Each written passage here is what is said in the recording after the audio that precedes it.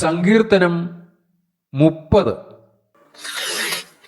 യഹോവേ, ഞാൻ നിന്നെ പുകഴ്ത്തുന്നു. നീ എന്നെ ഉദ്ധരിച്ചിരിക്കുന്നു.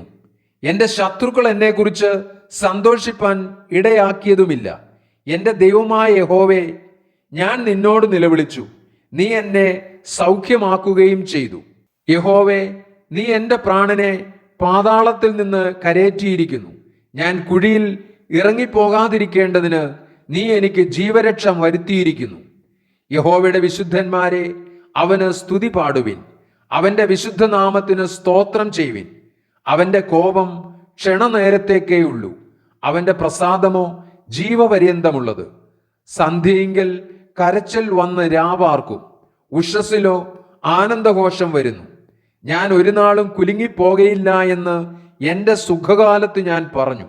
യഹോവേ, നിന്റെ പ്രസാദത്താൽ നീ എൻ്റെ പർവ്വതത്തെ ഉറച്ചു നിൽക്കുമാറാക്കി. നീ നിന്റെ മുഖത്തെ മറച്ചു, ഞാൻ ഭ്രമിച്ചുപോയി. യഹോവേ, ഞാൻ നിന്നോട് നിലവിളിച്ചു. യഹോവയോട് ഞാൻ യാചിച്ചു. ഞാൻ കുഴിയിൽ ഇറങ്ങിപ്പോയാൽ എൻ്റെ രക്തം കൊണ്ട് എന്ത് ലാഭമുള്ളൂ? ധൂളി നിന്നെ സ്തുതിക്കുമോ? അത് നിന്റെ സത്യത്തെ പ്രസ്താവിക്കുമോ?